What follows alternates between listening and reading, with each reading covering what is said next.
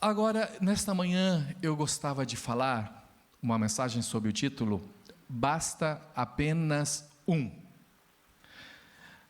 Deus, quando quer fazer alguma coisa, Ele não precisa de muita gente. Basta apenas uma pessoa que se permita ser usada nas mãos dEle para que Ele possa agir, para que Ele possa atuar. O Deus que nós servimos é um Deus poderoso. E Deus, Ele usa pessoas nas mais diferentes condições, nas mais diferentes situações e condições, e de todo jeito. Deus usa, quando Ele quer usar, Ele usa mesmo. E o texto inicial da nossa mensagem será Josué 1:6, que diz assim: Seja forte e corajoso, porque conduzirá este povo para herdar a terra que prometi sob juramento aos seus antepassados. Aqui é Deus querendo usar Josué para substituir Moisés na missão de conduzir o povo para Canaã, para a terra prometida. E o que Deus espera de nós é que nós sejamos fortes e corajosos e nos permitamos ser usados. Mas muitas das vezes nós não somos fortes ou corajosos. A gente vai ver que Deus usa até quem não quer ser usado. Quando Ele quer ser usado, Ele usa. A gente já vai ver daqui a pouquinho, né? Deus usa pessoas que querem muito ser usadas. Deus usa também pessoas que nem sabem que vão ser usadas. E a gente vai ver como é que Deus vai fazer isso na vida das pessoas. Um exemplo de uma pessoa que queria muito ser usada por Deus, parece que queria muito, fervorosamente. O missionário William Carey, ou conhecido em Portugal se diz Guilherme Carey, conhecido como o pai das missões modernas. O Guilherme Carey era uma pessoa sem instrução formal, ele nunca andou, ele parou de estudar aos 14 anos de idade, na escola, na educação secular. Mas ele estudou a vida inteira e dedicou a vida toda aos seus estudos e a escrever, traduzir a Bíblia, a preparar dicionários de gramática, e foi usado nisso, como um grande erudito, mas não só. Interessante que ele era uma pessoa que tinha muita facilidade para os idiomas, aprendia idiomas, falava vários idiomas, e apesar de não ter estudo, ele tinha essa habilidade natural, e era o dom que Deus tinha dado para ele. Ele falava isso dele mesmo, ele reconhecia que esse era o dom que Deus lhe deu, e isso também o ajudou a despertar o amor pela obra missionária. Só que ele era uma pessoa que vivia numa condição financeira muito precária, ele não tinha boas condições financeiras, de uma família humilde. Ele gostava de ser jardineiro, só que ele tinha alergia a pólen, então tinha dificuldade para lidar com as plantas. Mesmo assim, na casa dele sempre teve belos jardins. Então, como ele não podia lidar com as plantas, ele virou sapateiro. Então ele conciliava o ministério dele trabalhando um pouco como sapateiro e um pouco como pastor. Ele precisava dos seus rendimentos, ele ganhava mais como sapateiro do que como pastor. E ele teve um grande problema, porque ele casou com uma mulher que não tinha nenhum chamado ministerial. O casamento dele foi muito difícil. Quando Deus tocou no coração dele para que ele fosse para a Índia, a esposa não quis ir de jeito nenhum. Foi um esforço enorme. Na primeira vez ele foi sozinho, não conseguiu entrar porque estava ilegal, teve que voltar. Quando ele voltou na segunda vez, por um milagre, a mulher acabou aceitando ir. Mas ela nunca foi feliz na obra missionária. Depois perdeu um filho na Índia, porque ficou doente, e daí se revoltou, nunca mais conseguiu. Foi uma tribulação na vida dele ter ido para o ministério sem uma esposa que o acompanhasse. Mas ele era apaixonado pela obra missionária. Só que ele fazia tudo sozinho. E o duro é que ele era uma pessoa que todo o ministério dele foi voltado sempre para a área da linguística, de tradução da Bíblia. e a mulher dele era analfabeta, então não podia ajudá-lo nada nisso. Depois de alguns anos, ela acabou morrendo de tanta tristeza na obra missionária, e daí ele se casou com uma segunda esposa. Essa segunda esposa também era uma linguista e apoiava no ministério, e daí foi um casamento muito feliz, mas o primeiro foi só tristeza, só tragédia. E o interessante é que ele foi usado por Deus de uma forma diferente. Talvez eu não suportasse o que ele suportou. Tudo que podia ter dado errado no ministério dele, aparentemente deu. Ele chegou, levaram ele para uma casa muito bonita, mas depois perceberam que todo o dinheiro que tinham separado para ele ir para missões com aquele dinheiro estava sendo usado para pagar aquilo, e ele percebeu que acabaria em 2 meses o dinheiro se ele ficasse ali. Tiraram de uma casa linda e foi morar numa casinha paupérrima, que até os hindus locais ficavam com dó dele. Falaram: nossa, mas nenhum inglês mora tão mal assim. Depois saiu de lá e foi morar prometeram uma casa no campo, era uma casa muito bonita, só que tinha um problema. A casa não estava vaga, o dono da casa deixou ele morar com ele, mas tinha um problema. Os locais, as pessoas que moravam ali, todas fugiram, porque no ano anterior os tigres tinham devorado 20 pessoas, ou seja, ninguém queria morar ali por causa dos tigres, então ele não tinha ninguém para evangelizar. Vai vendo quanta coisa deu errada. Daí depois as coisas foram acontecendo, ele conseguiu se abrigar numa região a 25 quilômetros de Calcutá, que era protegida pela coroa dinamarquesa, porque a coroa britânica, a Companhia das Índias, não apoiava o trabalho missionário. Os ingleses eram contra o trabalho missionário, porque eles achavam que ia interferir na economia e não queria que atrapalhasse os negócios, era só dinheiro. Mas os dinamarqueses apoiavam o trabalho missionário, estava protegido ali, e montou faculdade, ali o trabalho prosperou. Só que ele ficou ali quase 7 anos para conseguir batizar o primeiro hindu. Imagina você estar 7 anos como missionário no lugar e não ver nenhuma alma sendo batizada. O missionário quer ganhar almas, é a primeira coisa que passa na cabeça do missionário, na medida do trabalho, do resultado do trabalho, é pelas almas que se conquista para Cristo. E ele demorou quase 7 anos para conseguir batizar a primeira pessoa, no ano de 1800. Mas conseguiu, e depois dali ele continuou a fazer a obra de Deus. Nunca foi um grande pregador, e nunca ganhou tantas almas assim. Mesmo quando ele saiu da Índia, não foi um número tão grande de almas. Mas ele reconheceu, ele brincava com os amigos dele que foram apoiá-los depois de 6 anos. A minha habilidade não é como pregador, não sei pregar. O meu ministério é a Escritura, traduzir a Bíblia, formar pessoas. Era outra área, ele percebia isso.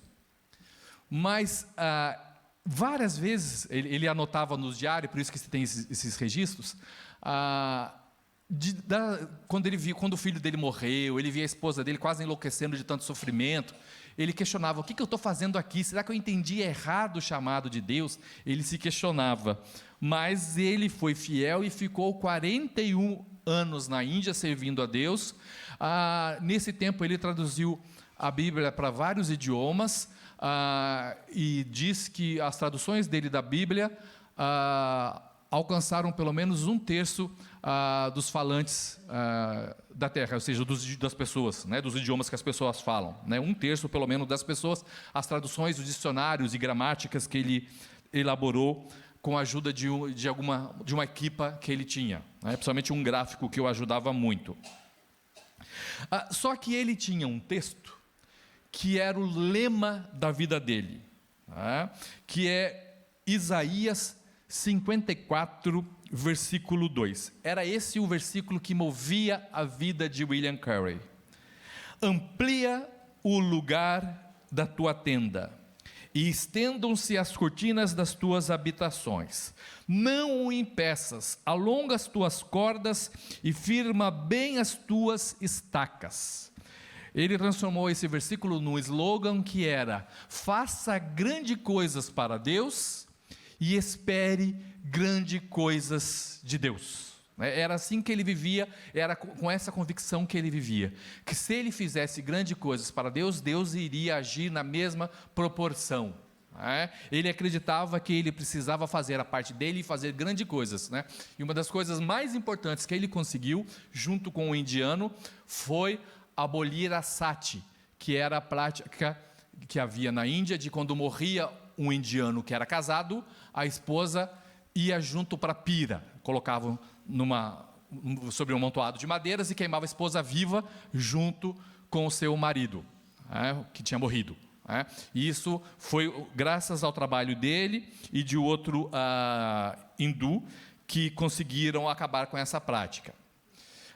Mas nós temos na vida de William Carey o exemplo de uma pessoa que queria muito ser usada por Deus, e foi usada por Deus porque ele se entregou para isso. Era uma pessoa abnegada, era uma pessoa desapegada de bens materiais, viveu da forma mais difícil possível, mas foi usado porque quis ser usado. Para ele era muito mais fácil. E detalhe, qual foi a grande dificuldade dele? Porque ele queria ser missionário em um contexto de uma igreja, na Inglaterra, que era a igreja dele, que era uma igreja hipercalvinista, que dizia, se Deus quiser salvar, Deus salva, ninguém precisa evangelizar. Era essa a cultura que imperava no mundo que ele vivia, né? Na igreja dele era assim que se pregava, olha, Deus vai salvar quem tiver que salvar, né? Não precisa evangelizar ninguém.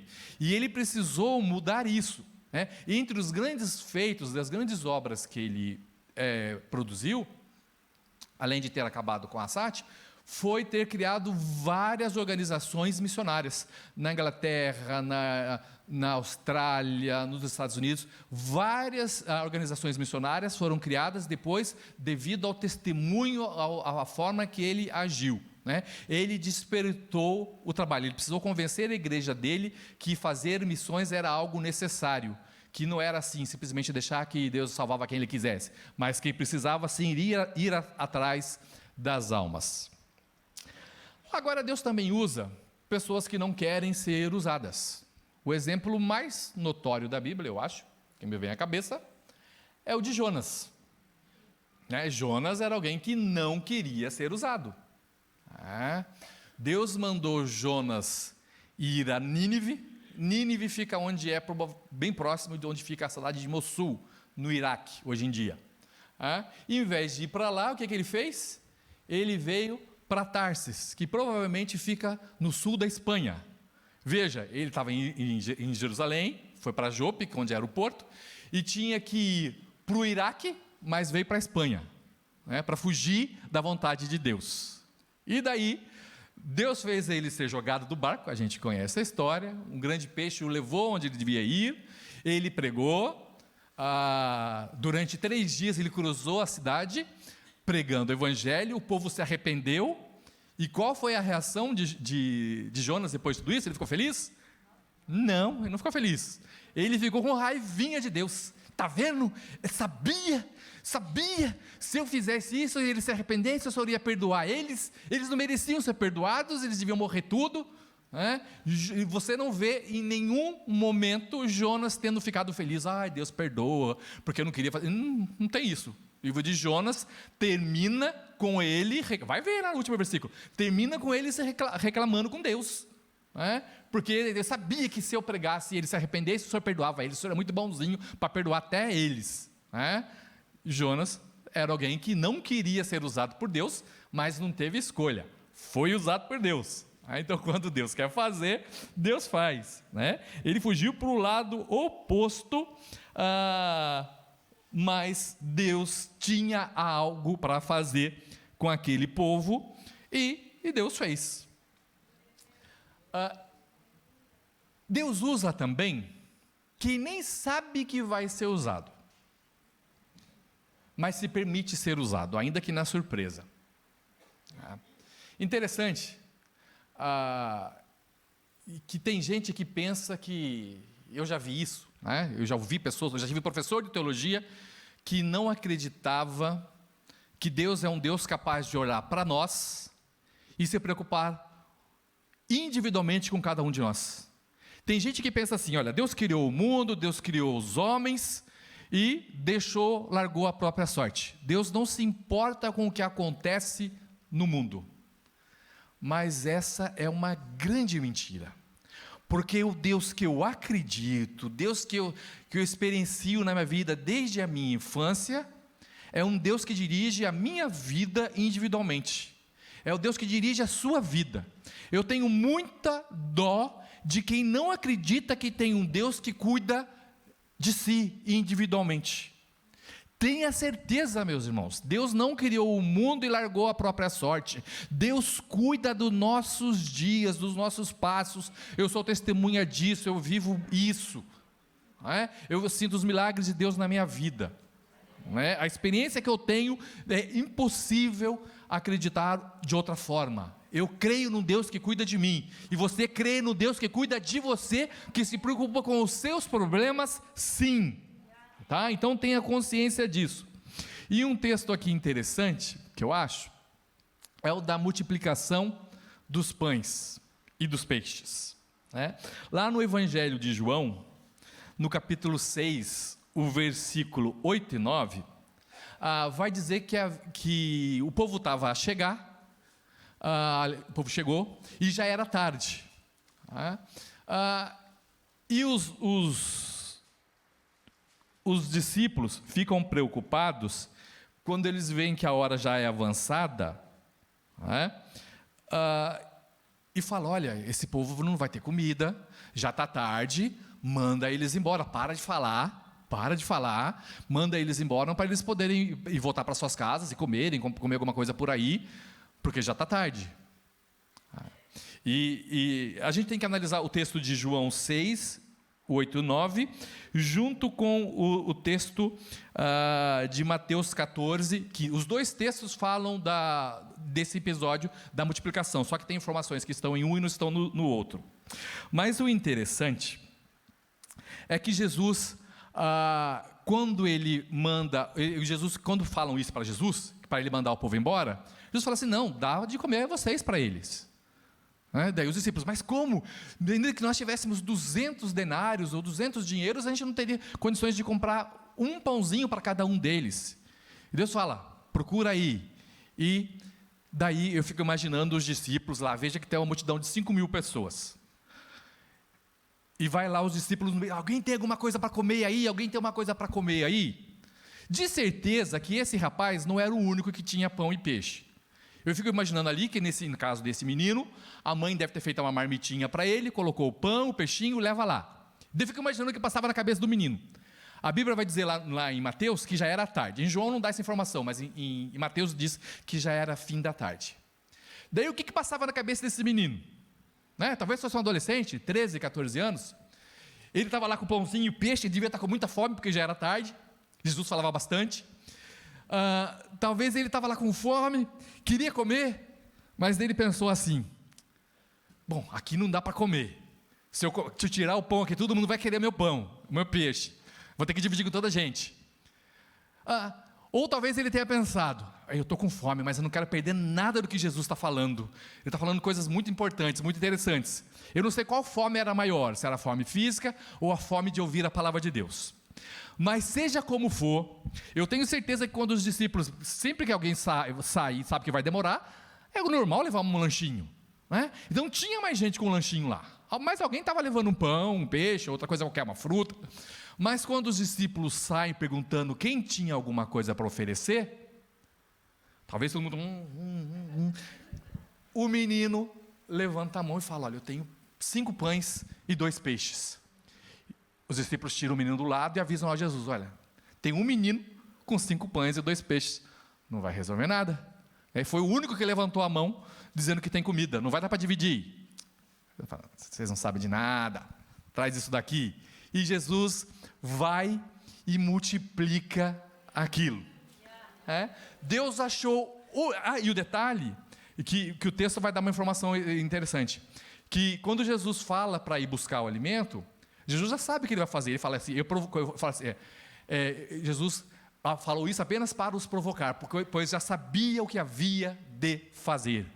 Então, antes de Jesus, quando ele viu aquela multidão, no meio das 5.000 pessoas lá, ele olhou lá atrás: aquele menino, aquele menino tem pães e peixes, deixa comigo que já sei o que eu vou fazer. E Jesus também já sabia que era ele que ia se disponibilizar e oferecer os pães e o peixe. Então veja, aquele menino poderia ter feito como os outros e ficado quietinho. Não vou dividir não. Não é porque imagina, vai lá, o Jesus está querendo o seu pão, o seu peixe. Ele poderia ter falado que não, ficado quieto, ou não queria ter recusado. Mas ele se disponibilizou para ser usado por Deus, e Deus operou um grande milagre através dele. Jesus viu ele na multidão. É por isso que eu digo que Deus não nos olha como se fôssemos apenas mais um, mas Ele nos conhece pelo nome, individualmente, pela nossa maneira de ser, nossa maneira de estar, os nossos jeitos. Deus nos conhece totalmente. Nós não somos só mais um na multidão, e nós recebemos um cuidado todo especial de Jesus. Provavelmente quando a mãe daquele menino estava preparando a marmitinha para ele, Deus estava lá vendo, é essa que eu vou usar. Deus já sabia o que ia fazer. Deus já sabia. Interessante também que Deus usa quem não apresenta nenhum resultado. Mas como assim? Eu não apresentei nenhum resultado e estou sendo usado por Deus? O exemplo mais fácil que nós encontramos na Bíblia disso é de Jeremias. Imagine a condição de Jeremias. Jeremias passou 40 anos pregando para o povo de Israel, principalmente em Jerusalém, que era a área que ele atuava, sem ninguém ouvir a pregação dele, sem ninguém se arrepender. Como que Jeremias suportou isso? Jeremias suportou porque ele tinha uma forte convicção do seu chamado. Quando a gente vai lá no capítulo 1 de Jeremias, do versículo 5, nós vemos lá a conversa de Deus com Jeremias. Antes de formá-lo no ventre, eu o escolhi. Antes de você nascer, eu o separei e designei profeta às nações. Ele nunca teve resultados, mas ele tinha uma convicção muito forte, que ele tinha sido conhecido por Deus, consagrado por Deus e designado, constituído por Deus como profeta. Ele sabia que ele não estava ali à toa, ele sabia que estava ali seguindo a ordem de Deus, e apesar de... em alguns momentos a gente vê, se não me engano lá no capítulo 17, que ele começa a se lamentar, que o povo não aceita, e Deus fala, você está com dozinho de você? Não fica com dó de você, só faz o que eu estou te mandando. Eles não vão aceitar mesmo. Mas o seu objetivo aqui não é converter ninguém, é só para que nenhum deles possa dizer que no tempo deles não havia profeta em Israel e não havia ninguém para ensinar os meus mandamentos. O seu papel aí é servir como um farol e pregar a minha palavra. Não se preocupe se você vai ter resultado, você não vai ter, já estou logo avisando, porque esse povo é um povo de dura cerviz. Você não vai ter resultado, você não vai ver ninguém se convertendo, mas o seu papel é só pregar. Eu te chamei para pregar, resultado é comigo. Seria talvez uma versão do Velho Testamento, que é Deus, que é o Espírito Santo que convence do pecado, da justiça e do juízo. Jeremias estava experimentando isso no passado, e a tarefa dele não era o convencimento, era só pregar. O chamado dele era só para pregar. Mas imagina como deve ser frustrante pregar durante 40 anos e não ver resultado.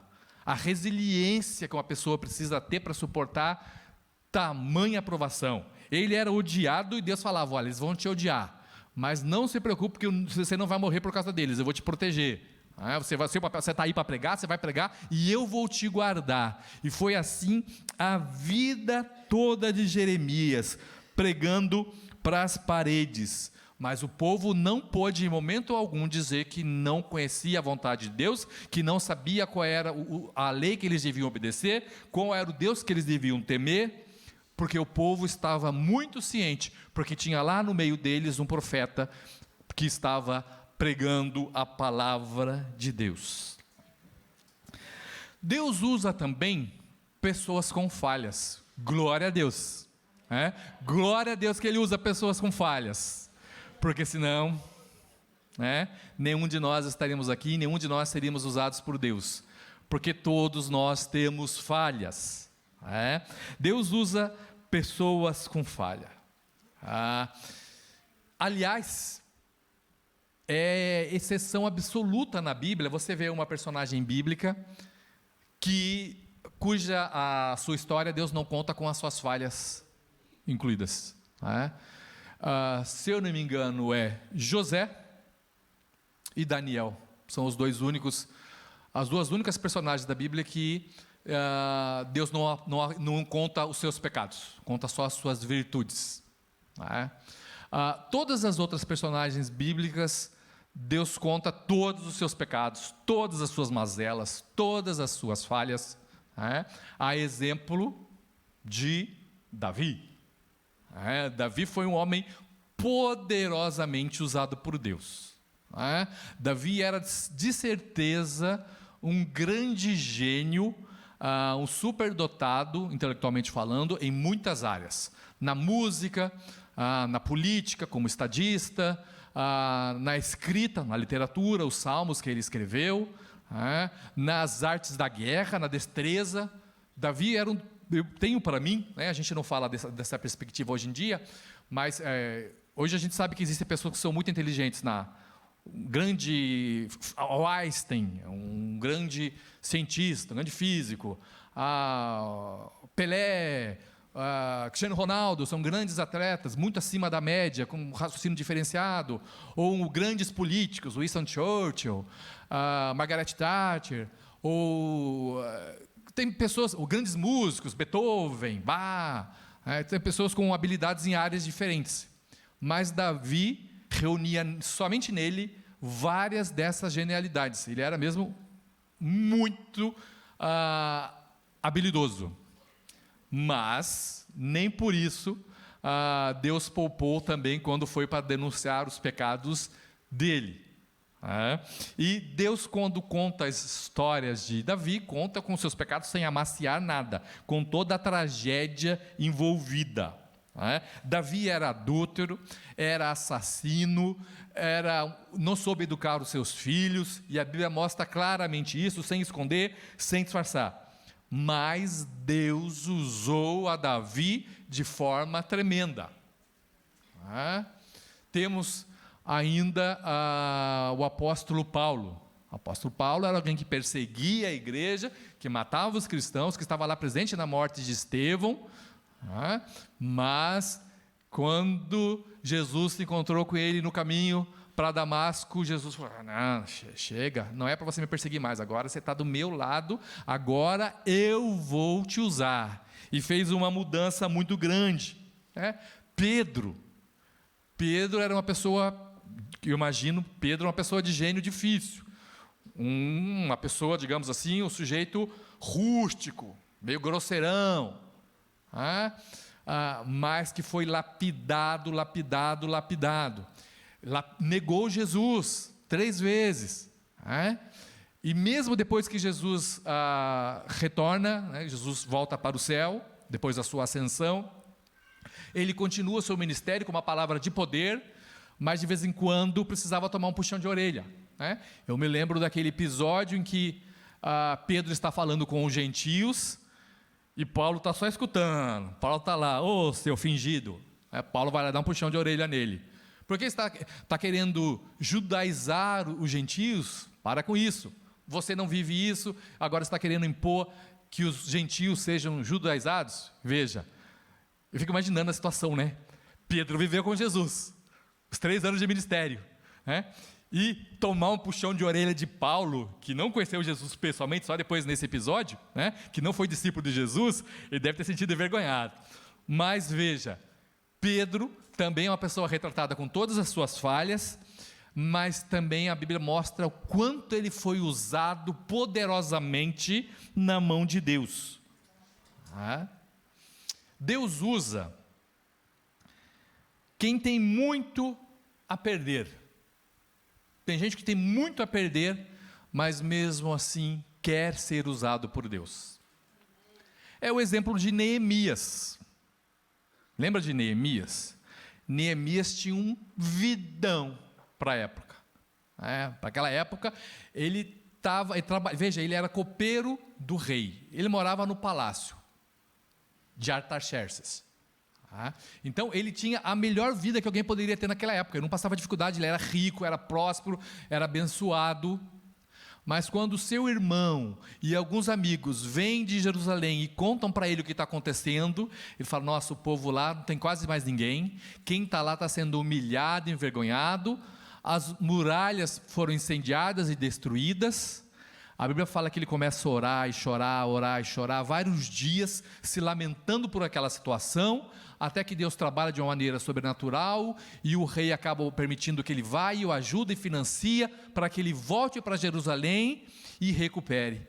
Veja, se Neemias fosse alguém egoísta, ele não precisava, a vida dele estava boa. Para que me incomodar com o povo que está lá em Jerusalém? Eles pecaram, ele poderia pensar assim: foi eles que pecaram, isso que aconteceu foi castigo de Deus, então agora arquem com as consequências. Mas não foi essa a atitude dele. Ele, apesar de ter uma vida muito confortável, muito boa, de estar muito tranquilo, vivendo como rico no palácio do rei, ele sentiu as dores do seu povo e quis fazer algo para ajudar. Ele se permitiu ser usado por Deus. E interessante que lá em Neemias 1, versículo 11, diz assim, ele orando: Senhor, que os teus ouvidos estejam atentos à oração deste teu servo e à oração dos teus servos, aqui está o segredo, que tem prazer em temer ao teu nome. Essa é a oração que Neemias fez enquanto ele estava pedindo para Deus encontrar um jeito, uma providência para ele poder restaurar as muralhas de Jerusalém. Ele fala: que o Senhor abençoe e esteja atento à oração de nós que temos prazer em temer ao seu nome.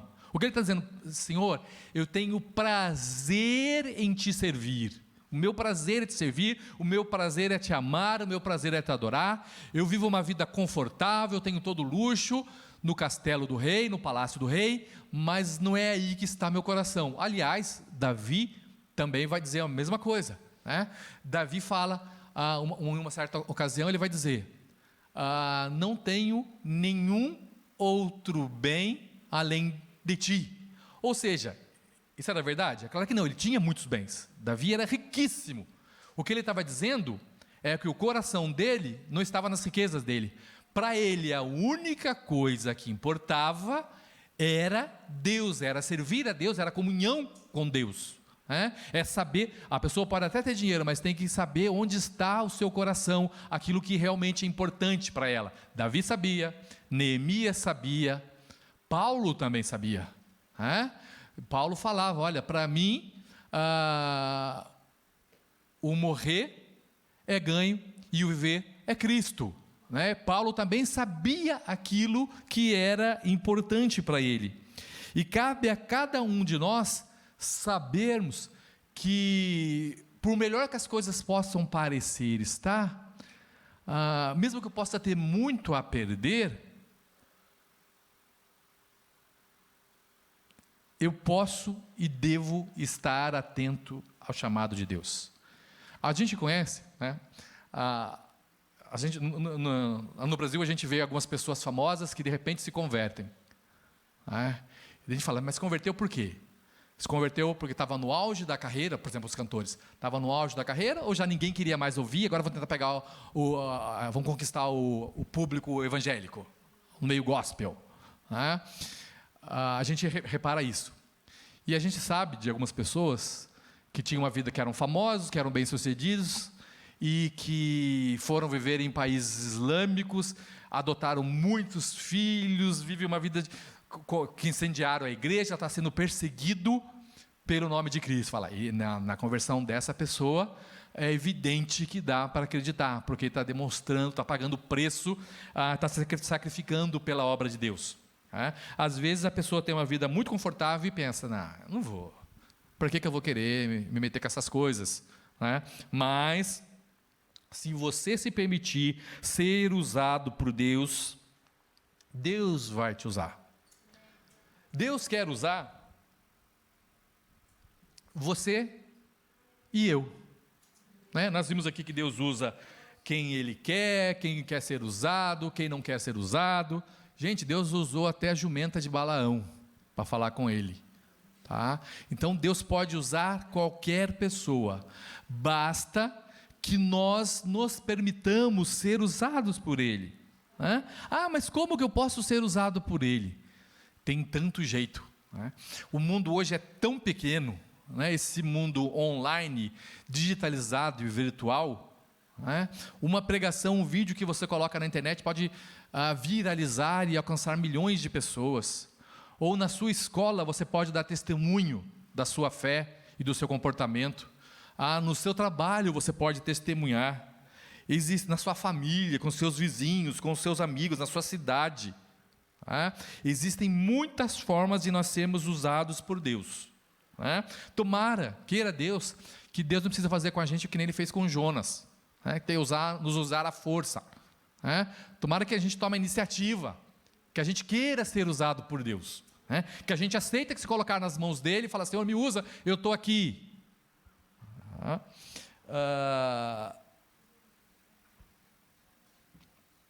Em 2 Timóteo 2, versículo 4, Paulo vai dizer a Timóteo, nenhum soldado em serviço se envolve em negócios desta vida, porque o seu objetivo é satisfazer aquele que o arregimentou. É esse o sentimento que nós devemos ter. A vida é boa? A vida é uma bênção? Deus tem cuidado de nós? Tem. Mas por mais que nós estejamos sendo abençoados aqui, essa não é a nossa pátria é o céu. E nós não devemos estar preocupados com as coisas dessa vida, mas nós devemos procurar satisfazer aquele que nos arregimentou, aquele que nos convocou para o serviço militar, que é Cristo. Cristo é a nossa vocação, Cristo é a nossa missão, e é a Ele que nós devemos servir, é a Ele que nós devemos dedicar as nossas vidas e o nosso trabalho. Amém?